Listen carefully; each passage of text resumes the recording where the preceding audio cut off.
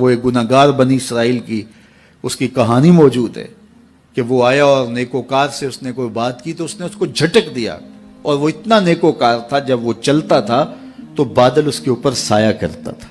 अल्लाह ने उसको इतना नवाजा हुआ था, लेकिन गुनाहगार को देख करके उसके अंदर नफरत के जज्बात पैदा हुए। उसने कहा मेरे से बात ना कर, पीछे हट जा। अल्लाह अकबर। तो वो बेचारा बड़ा रोया कि मालिक मैं इतना गुनाहगार हूं कि तेरे पाक बंदे मुझे अपने पास बिठाने के लिए भी तैयार नहीं। दिल टूटा, शिकस्तगी पैदा हुई। कहा लेकिन मालिक तेरी मर्जी, और वापस पलटा। लेकिन जब वापस पलटा तो वो बादल का साया जो उस नेकोकार पे था, वो साया इस गुनाहगार के सर पे आ गया। तो वो करम नवाजी जिस पे फरमा दे उसके सारे बंदे हैं।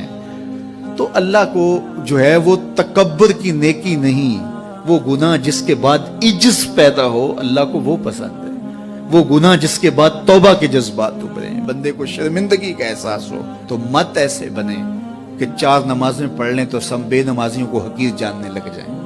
थोड़ा सा काम कर लें, सदका और खैरात कर लें तो बाकी मालदारों को हकीर जाने लगे। आपको दीन के काम की तौफीक मिल गई है तो आप दीन के ठेकेदार बन के बैठ जाएं कि मैं इतना बड़ा जलसा करवाया, अब मेरे अलावा तो कोई यहाँ मुसलमान नहीं रहता, मैं ही सबसे बड़ा आशिक़े रसूल और मैं ही सबसे बड़ा मुसलमान हूँ। ना, ऐसा ना कीजिए। अल्लाह ने आपको तौफीक दी, आपने लोगों को दावत दी, पता नहीं किस आने वाले पे कितना करम हुआ है। ये तो उनकी रहमतें हैं, वो जिस पे चाहे जैसे चाहे बरस जाएं।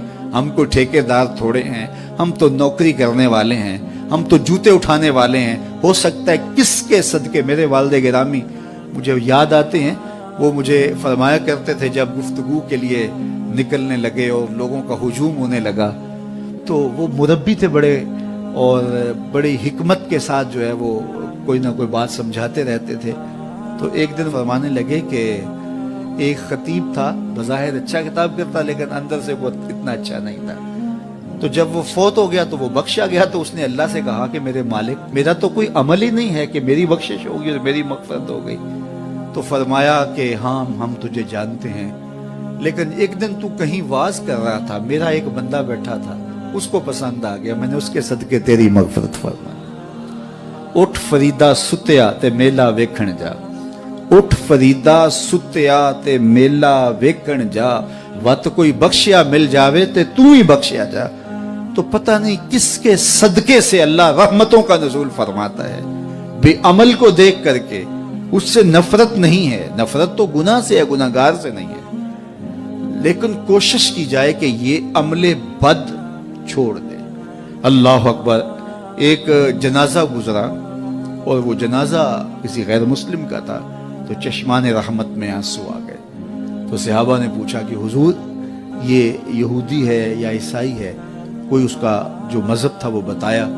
तो फरमाया कि मुझे इस बात पे अफसोस आया कि ये इस्लाम नहीं ला सका और कुफर की हालत में मर गया।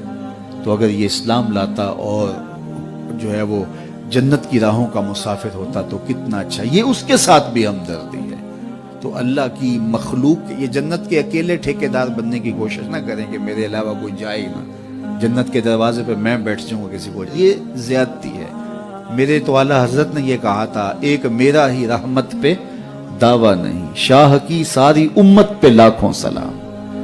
तो इसलिए उम्मत साजी की एक तो कोशिश करिए, अपने अंदर बाहमी छोटे छोटे नज़ा इख्तलाफ, ये इंसानी फितरत है। इंसान के अंदर तबाह के अंदर इख्तलाफ है, तरजीहात के अंदर जो है वो इख्तलाफ है, अपने अपने मिजाज के अंदर तफावत होता है। तो ऐसा ना हो कि छोटी छोटी बातों से आप जो है वो उम्मत को फाड़ चीर के रख दें, नहीं, बल्कि उम्मत का जो तसव्वुर है उसको कायम रहना चाहिए। तो गुनाह के बाद जब इंसान के अंदर नदामत का इजहार होता है, वो जो आंसू टपकते हैं, बंदा अपने आप को छोटा समझता है, मैं इतना गुनाहगार, मैं पापी, मैं मुजरम, मैं मैला अथरू। जब वो अपने आप को देखता है कि मैं इतना बुरा शख्स हूं, तो फिर अल्लाह की रहमतें उसके ऊपर मुतवज्जे होती हैं। तो उसको पसंद है कि जब बंदे उसके हुजूर आजिज़ी करते हैं, उसके हुजूर माफी मांगते हैं, तो मत किसी को हकीर जानना कि ये गुनाहगार है, न जाने उसका अंजाम क्या हो। कितने गुनाहगार उनका आखिर अच्छा हो जाता है, कितने नेकोकार उनका आखिर अच्छा नहीं होता। इन्नमल आमालु बिल खवातीम, वो थी तो फाहिशा औरत لیکن ایک کام کیا کہ ایک کتے کو پانی پلا دیا، اپنے دوپٹے سے جوتا باندھ کر کنویں میں لٹکایا اور اس کو پانی پلا دیا۔ حدیث پاک میں آتا ہے اللہ اس کے صدقے سے اس کی خطائیں معاف فرما دی۔ اور ایک نے بلی کو مار دیا خاتون کو، اور وہ جہنم کی آگ میں جلنے لگی۔ اس لیے کون کس کا انجام کیا ہوتا ہے؟ ہمارے بزرگ فرماتے ہیں کہ بچے سے پیار کرو کہ اس کے گناہ کم ہیں، اور بڑے سے پیار کرو اس کی نیکیاں زیادہ ہیں، اس کی نیکیاں زیادہ ہیں۔ چھوٹے سے اس لیے پیار کہ اس کے گناہ کم ہوں گے، اور بڑے سے اس لیے پیار کہ اس کی نیکیاں زیادہ ہوں گی۔ اور اسی طرح جو ہے وہ خیال کرو کہ ہو سکتا ہے اس کا انجام بخیر ہو جائے اور اس کا آخر کتنا خوبصورت ہو، تو مت کسی کو حقیر جانیے گا۔ ایک میرا ہی رحمت پہ دعویٰ نہیں، شاہ کی ساری امت پہ لاکھوں سلام۔ تو حضور کی امت سے پیار کرو، مخلوق خدا کو جوڑنے کی کوشش کرو۔ اور آقا کریم علیہ الصلوۃ والسلام نے یہ جو امت کا تصور دیا اور کہاں کہاں سے لا کے کہاں کہاں کے افراد کو ایک گروہ میں، ایک جماعت میں اور ایک امت کے اندر پرویا، ایک لڑی کے اندر پرویا، اس امت کو امت ہی رہنے دیا جائے۔ اللہ مجھے آپ کو اپنی پناہوں کا حصار عطا کرے۔